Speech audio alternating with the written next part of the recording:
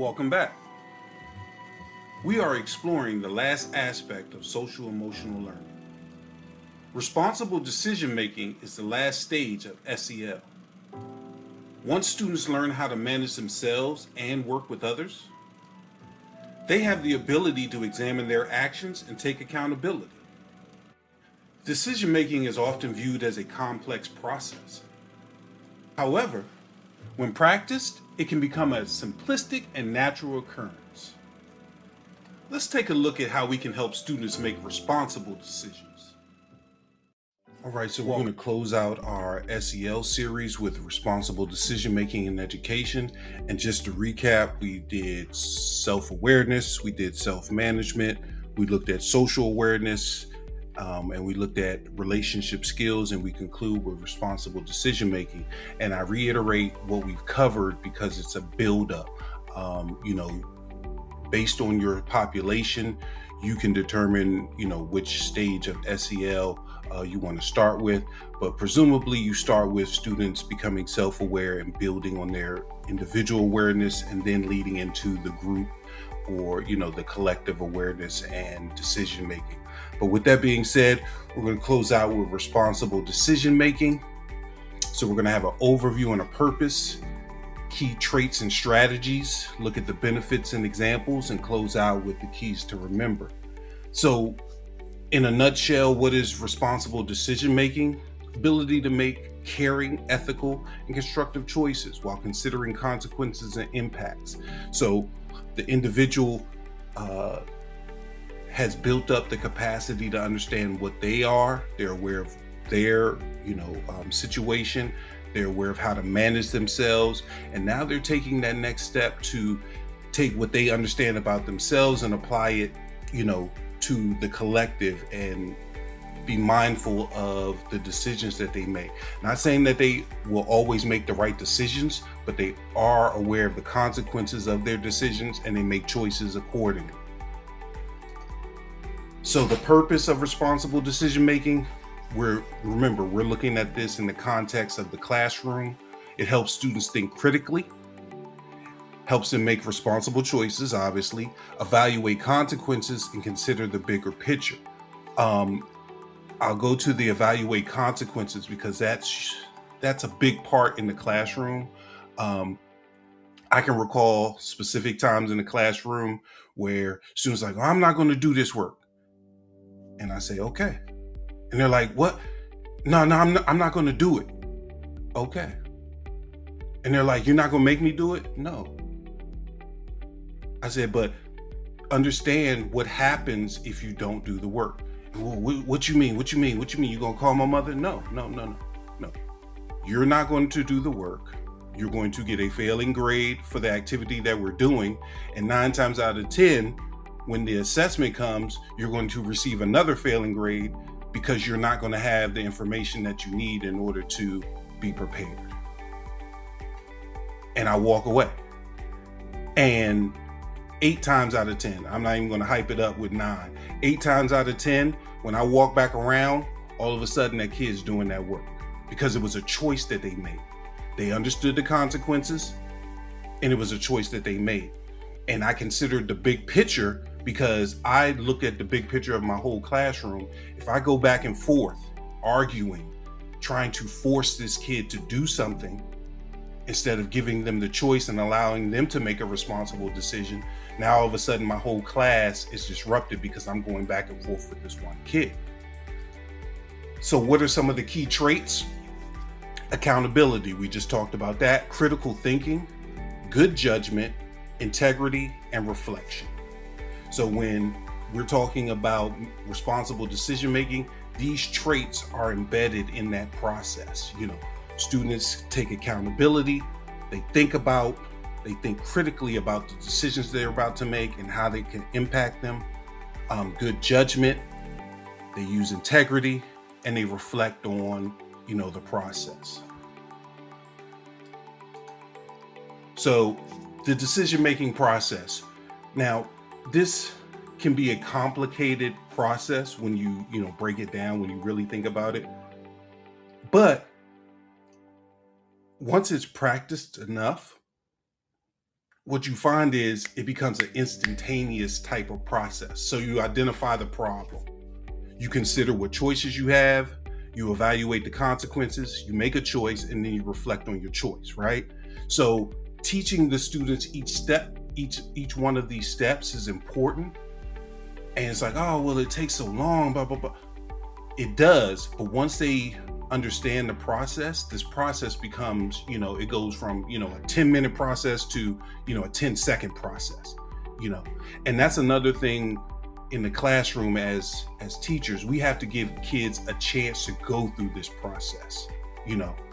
Sometimes we give kids ultimatums, and then if they don't pick instantaneously, we try to pick for them. No, allow them to go through the process of, okay, I'll go back to the scenario I presented earlier. Let them go through the process of thinking about, okay, the problem is I don't want to do this work, right? I'm tired. So let them consider their choices. You present the consequences and the benefits of the respective choices. Let them make a choice, and then they can reflect on that choice later on. Give them the chance to go through this process. Don't, give them an ultimatum and then 2 seconds later, oh, what's your choice going to be? What's your choice going to be? Because now you're forcing them, to accelerate this process, and they're not going through the entire process. Now they're making choices based on emotions because it's about you and the student rather than the student and their choice. So considerations for educators: provide opportunities for choice, reflection, and problem solving. So in teaching this process, don't wait until there's a conflict or there's a problem or anything like that. Present them with different scenarios, maybe as a warm-up, maybe as a breakout activity, maybe as an exit ticket. Give them opportunities to go through scenarios and decide, like, hey, what choice would you make?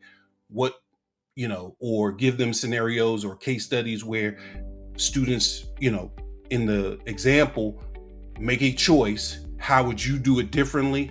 How would you solve this problem? So now they can take it from an objective standpoint, practice the process of just, responsible decision making. So when it's their turn, they can reflect on some of these scenarios.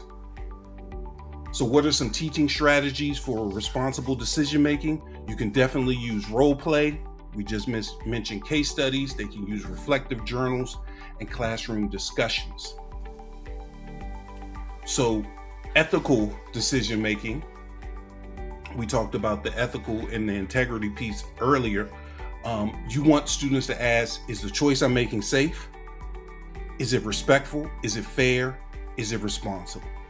And again, teaching them how to go through these questions may take a little, time initially, but once they understand how to go through this process, the process will become expedited, and they'll be making these decisions in a matter of seconds rather than, a half an hour.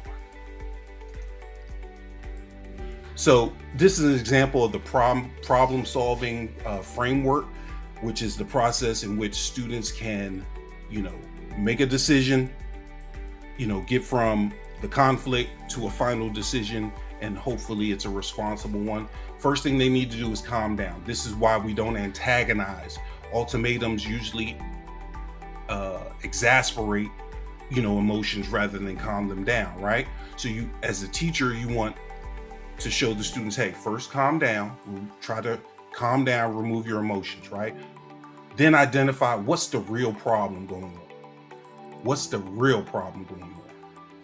Then generate a solution, evaluate your choice. Again, consider your consequences, make the choice, reflect on it, and then dive deeper in the sense of how can I prevent having to go through this again, right? If at all possible, how can I prevent having to go through this again? Or if I am going to go through it again, how can I make a better choice next time? Because I may not make the right choice this first time. It's my first time, right? So I may not make the right choice the first time. So when I dive deeper, I want to look at, did I make the right choice? And if so, how can I make sure that I repeat that when I'm faced with this problem again? So what are the teacher benefits? Very simple. Improve classroom management, improve student accountability. Okay, so we've taught them how to be self-aware. We've taught them how to self-manage. We've taught them how to be aware of their social surroundings. We've taught them how to interact with others. And now they're going to use all of that in order to hold themselves more accountable in their decision making, which is going to improve the classroom management and the students' accountability, and ultimately their efficacy and their productivity.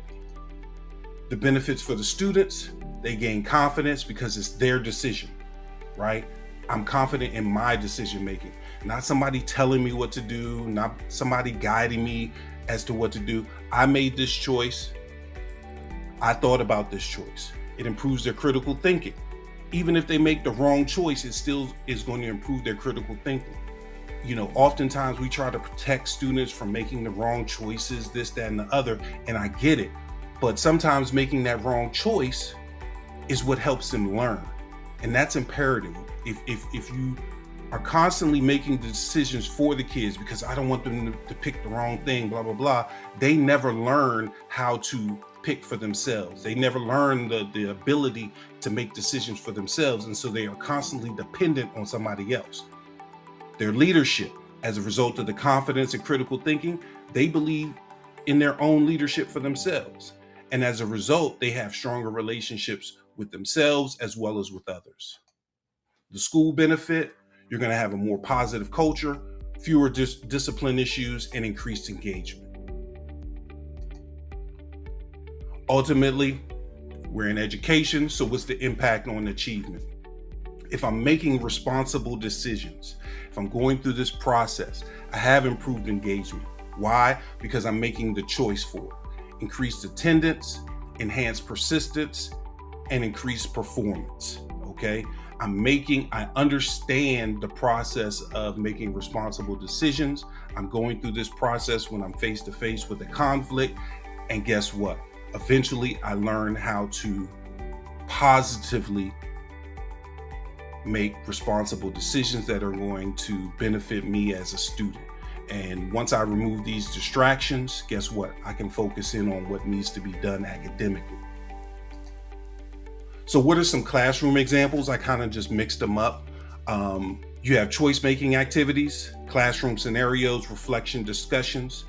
You can use peer pressure scenarios. We talked about that earlier, where we can use it as a warm-up, a break activity, or an exit ticket, where we're giving students different scenarios to view objectively. It has nothing to do with what they're going through in real life. We're giving them different scenarios so that when they are faced with, decision making in real life, they have an objective point of view and they can refer back to that. We're teaching digital citizenship. Why is that? Because we also want them to make responsible decisions when they're online, using social media, etc. And then collaborative decisions. We've taught them how to be socially aware and build relationship skills, right? So sometimes your decisions are going to need to be made within a group setting, right? Your responsible decisions may need to be handled in a group setting. So you want to give them collaborative decision making as well. And maybe they learn from their peers. Oh, they're having a discussion about this particular scenario. I never thought about it from that perspective, right? So they may be able to pull from their peers' knowledge as well. You can provide ethical dilemmas, career planning, and financial literacy simulations. This is key too, because students have to be taught how to make good financial, decisions as well. So some keys to remember: good decisions require practice. We have to allow them to practice them. Like I said, you can use, scenarios, case studies, what have you, to allow them to practice this process of decision making. Allow them to reflect and teach them how to think ethically. Okay, and we talked about that in the previous slide. So last but not least, some ways to foster this: you can just introduce the idea of, responsible decision making. You can provide a scenario and ask students, what choice did I make? And what did I learn? Simple. What choice did I make? What did I learn? And you can even use yourself as an example. Reflect on your lesson from the previous day and ask yourself, thinking out loud, what choice did I make? And what did I learn by making that choice? Thank you. All right, so we hope that was helpful. Remember, responsible decision making is not an isolated skill. Ensuring students understand all prior aspects of SEL is key. It is a process, so be patient with the students. Don't forget to like, comment, and subscribe. See you next time.